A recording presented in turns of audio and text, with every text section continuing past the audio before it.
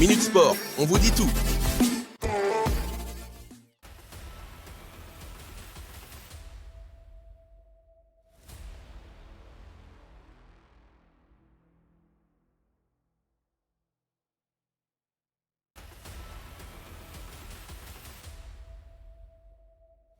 Rodri enchaîne un 59e match sans défaite avec Manchester City. Vainqueur du derby ce dimanche face à United, 3-1, Rodri a réalisé une performance d'autant plus remarquable puisque ce succès est le 59e match sans défaite de l'Espagnol. C'est un nouveau record pour Rodri, titulaire ce dimanche lors de la victoire de Manchester City face à United dans le derby, 3-1. L'Espagnol de 27 ans, indiscutable dans le système de Guardiola, a signé un 59e match sans défaite, toutes compétitions confondues. Une performance remarquable. Il bat ainsi le précédent record détenu par Ricardo Carvalho, joueur de Chelsea entre 2004 et 2010. C'est donc la première fois qu'un joueur réalise cette performance dans le championnat anglais. Si Manchester City a quand même perdu 3 matchs cette saison, Rodri, lui, n'était pas présent, suspendu à chaque fois. Si Manchester City est un rouleau compresseur, c'est en partie grâce au milieu espagnol.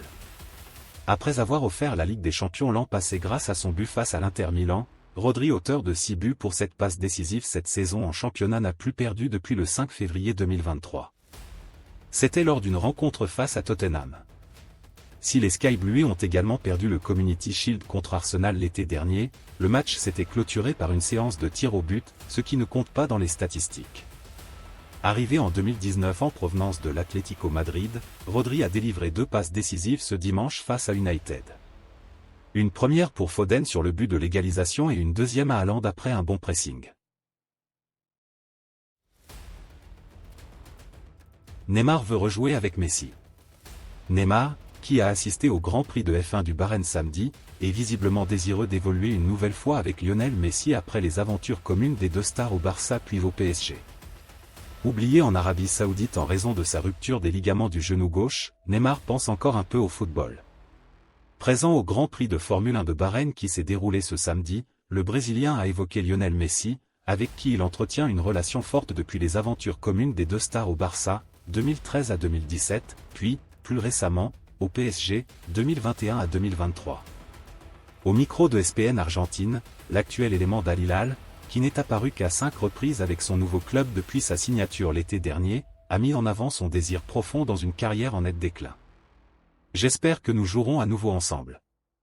Léo est une personne formidable, dans le football tout le monde le connaît, a valorisé Neymar, qui pense que Messi est heureux dans sa nouvelle aventure à l'Inter Miami. S'il l'est, alors je le suis aussi, a confié le meilleur buteur de l'histoire de la Seleção. L'un et l'autre n'ont en effet cessé de critiquer le club de la capitale depuis l'été dernier, et au jeu de la grandiloquence, c'est le Brésilien qui a sans doute remporté la palme avec une interview accordée à O Globo, en septembre dernier. J'étais très heureux pour lui, pour sa saison, même s'il a tout connu. Il est allé au paradis avec l'Argentine, il a vécu l'enfer à Paris, nous avons vécu l'enfer lui et moi, on fait de notre mieux, on est champion, on essaie d'écrire l'histoire, c'est pour ça qu'on jouait de nouveau ensemble lui et moi, pour écrire l'histoire. Mais nous n'y sommes malheureusement pas parvenus, avait affirmé Neymar qui, vraisemblablement, ne gardera pas un souvenir impérissable de son temps au PSG. Lors de la 27e journée de Serie A, Naples s'est offert la Juve et croit encore à l'Europe. Dans le choc de cette 27e journée, le Napoli s'est imposé face à la Juve en toute fin de match, 2-1, et revient à 3 points de la 6e place, synonyme d'Europe. Le Napoli va mieux. Après sa victoire sur la pelouse de Sassuolo, 1-6, en milieu de semaine, la réception de la Juventus Turin était l'occasion d'enchaîner. C'est chose faite même si les dauphins de l'Inter ont failli ramener un point. Malheureusement, la faute de Nonge sur Osimhen a offert un pénalty aux Napolitains. Il a fallu attendre la fin de la première mi-temps pour voir le Napoli ouvrir le score. Politano s'entremet le ballon détourné par Brehme revient dans la surface sur Kvaratskhelia. Le Géorgien ne se pose pas de questions et reprend de volée, 44e, 1-0. Avant ce but, les deux équipes avaient l'occasion de prendre les commandes du match. Szczęsny s'était montré décisif face à Politano, 27e, alors que Vlahovic ratait une tête qui passait au ras du poteau après un caviar de Chiesa, 34e. Osimhen pas en réussite. Dans le second acte, le portier du Napoli voit une deuxième occasion de Vlahovic passer à côté du but.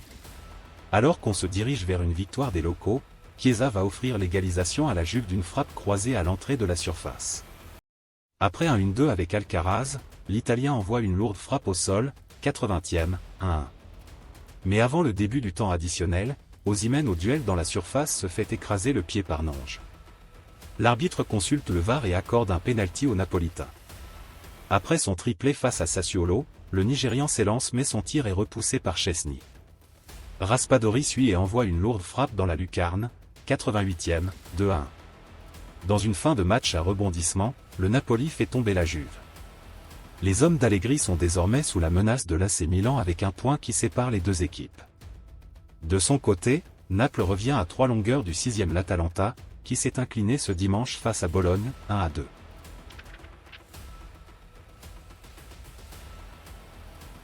En Liga lors de la 27e journée, le Barça a perdu des points et des joueurs. Triste match nul entre l'Athletic Bilbao et le FC Barcelone ce dimanche, 0-0. Le Barça ne profite pas des faux pas du Real et de Gérone et perd de Jong et Pedri sur blessure. Les deux équipes restaient sur de belles performances avant ce choc de la 27e journée. Pour Bilbao, une victoire référence contre l'Atlético Madrid, 3-0, en demi-finale retour de la Coupe du Roi. Pour le Barça, un succès facile face à Retafe en championnat, 4-0, le week-end passé. Alors qu'on s'attendait à une rencontre très ouverte entre le 3e et le 5e de Liga, rien ne s'est vraiment passé lors de ce duel de haut de tableau. La première situation est à mettre à l'actif du Barça sur un centre, mais le ballon passe largement au-dessus. Ce sont surtout deux autres événements qui vont marquer cette première mi-temps. À la 22e minute, Frenkie de Jong joue un duel de la tête et retombe sur sa cheville qui se plie. Le milieu doit céder sa placère à Fermín López avant que son compatriote Pedri ne le rejoigne. En fin de mi-temps, le milieu espagnol se blesse à la jambe sur une passe. Sorti en pleurs en se tenant la cuisse, il est remplacé par Lamine Yamal. Alors que le Barça doit affronter le Napoli en Ligue des Champions dans 9 jours, le club pourrait faire sans ses deux milieux. Un coup dur dans l'optique d'une qualification pour les quarts de finale. En dehors de ces faits de jeu, le Barça aurait pu ouvrir le score par Fermín parti en profondeur mais qui butait sur Unai Simón. Le ballon revenait par la suite sur Cancelo qui s'essayait de 50 mètres, mais le ballon est sauvé miraculeusement par le portier espagnol et son défenseur Yeraï. La deuxième période ne sera qu'une copie de la première avec peu voire pas d'occasion. Trop d'imprécisions de chaque côté, des erreurs techniques et de grosses fautes qui ont conduit au partage des points. Si Bilbao garde 5 points d'avance sur le Betis, 6e, le Barça quant à lui reste 3e à une longueur de Gérone et 8 du Real, qui ont respectivement perdu et fait nul ce week-end.